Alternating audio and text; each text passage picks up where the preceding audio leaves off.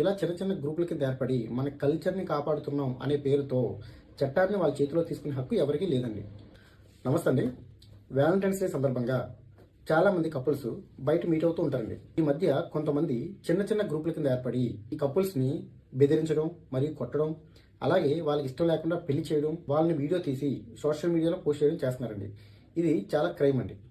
అలాగే కుదిరితే ఎవరైతే మిమ్మల్ని బెదిరిస్తున్నారో ఒక వీడియో రికార్డ్ చేయండి.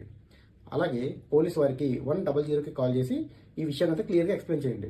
ఎందుకంటే చట్టాన్ని కాపాడడానికి పోలీసులు ఉన్నారండి. ఒకవేళ ఇలా చేస్తే మిమ్మల్ని ఎవరైనా బెదిరిస్తే వాళ్ళ మీద బిఎన్ఎస్ సెక్షన్ 351 అనేది అప్లై అవుతుందండి.